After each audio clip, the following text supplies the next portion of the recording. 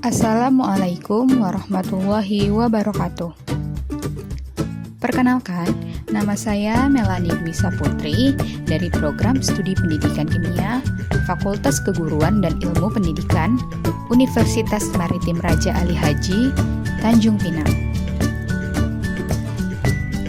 Pada kesempatan kali ini, saya akan menjelaskan mengenai perbedaan antara larutan elektrolit kuat, elektrolit lemah, dan non-elektrolit, di mana materi ini merupakan pengembangan dari buku digital yang telah saya buat dengan judul Bahan Ajar Kimia Kelas 10 Larutan Elektrolit dan Konsep Redox.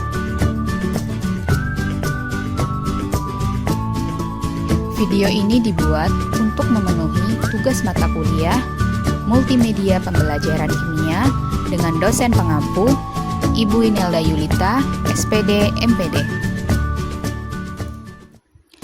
Baik, langsung saja kita masuk ke materi. Yang pertama itu adalah larutan elektrolit kuat. Larutan elektrolit kuat merupakan larutan yang dapat menghantarkan arus listrik. Mengapa demikian? Karena larutan elektrolit kuat ini dapat terionisasi secara sempurna. Contohnya itu ada garam, asam kuat, dan basa kuat. Garam, asam kuat, dan basa kuat ini merupakan senyawa ionik yang memiliki kutub positif dan juga kutub negatif. Selain itu, garam, asam kuat, dan basa kuat ini memiliki daya tarik yang relatif tinggi. Maka, jika direaksikan akan terionis secara sempurna menjadi ion positif dan juga ion negatif. Kita misalkan saja garam, yaitu NaCl, di mana jika NaCl ini direaksikan, maka dia akan terionisasi menjadi Na+ dan Cl-. Ini merupakan rangkaian listrik. Jika di dalam rangkaian listrik ini kita uji garam di dalamnya, maka akan terlihat bahwa lampunya itu akan menyala dengan terang dan juga terdapat gelembung gas yang banyak di larutan ini ataupun di rangkaian listrik ini. Maka dapat disimpulkan yang merupakan larutan elektrolit kuat itu adalah larutan yang jika diuji, nyala lampunya itu akan terang dan juga banyak gelembung gas di dalamnya. Yang kedua yaitu larutan elektrolit lemah. Larutan elektrolit lemah merupakan larutan yang dapat menghantarkan arus listrik, namun kekuatan arnya ini tak sekuat ataupun tak sebesar elektrolit kuat. Mengapa? Karena hanya dapat terionisasi sebagian saja. Contohnya itu ada asam lemah dan juga basa lemah.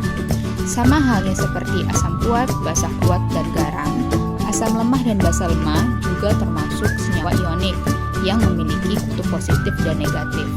Namun, daya tariknya itu relatif lebih kecil ataupun tak sebesar elektrolit kuat, sehingga jika direaksikan hanya terionisasi sebagian menjadi ion positif dan juga ion negatif. Kita misalkan saja asam lemah, yaitu asam sianida. Jika asam sianida ini kita reaksikan, maka ia akan terionisasi menjadi H positif ditambah Cn-. Kemudian jika kita uji dalam rangkaian listrik asam sianida tadi, maka akan terlihat lampunya itu nyalanya redup dan juga gelembungnya itu hanya sedikit, tak sebanyak elektrolit kuat. Maka dapat disimpulkan, larutan yang merupakan elektrolit lemah ini adalah larutan yang memiliki nyala lampunya itu redup dan juga sedikit gelembung gas yang timbul di dalamnya. Yang ketiga yaitu larutan non-elektrolit. Larutan non-elektrolit merupakan larutan yang tidak dapat menghantarkan arus listrik. Mengapa? Karena tidak dapat terionisasi. Beda halnya dengan larutan elektrolit kuat dan elektrolit lemah, larutan non-elektrolit ini tidak dapat terionisasi. Contohnya itu ada gula, alkohol. Mengapa gula dan alkohol ini tidak dapat terionisasi? Karena gula dan alkohol ini merupakan senyawa kovalen yang tidak memiliki kutub positif dan juga kutub negatif. Sehingga jika gula dan alkohol ini kita reaksikan, maka dia tidak dapat terionisasi menjadi ion positif dan negatif, tetapi hanya dapat terionisasi secara molekuler. Kita misalkan saja gula, yaitu glukosa. Di mana jika glukosa ini kita reaksikan, dia tidak dapat terionisasi karena hanya dapat terionisasi secara molekuler. Kemudian jika kita ujikan gula tadi glukosa ke dalam rangkaian listrik, maka tidak akan terjadi perubahan apapun terhadap lampu ataupun munculnya gelembung gas.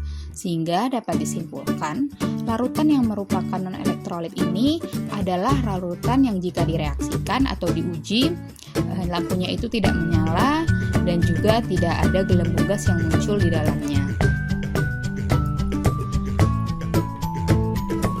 Dan ini adalah kesimpulan dari materi yang telah saya berikan yang dapat kita lihat melalui tabel berikut ini.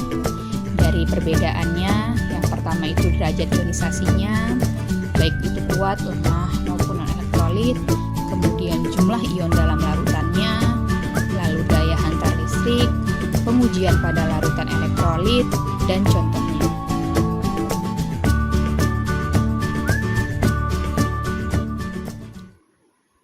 Demikianlah yang dapat saya sampaikan mengenai perbedaan antara larutan elektrolit kuat, larutan elektrolit lemah, dan larutan non-elektrolit.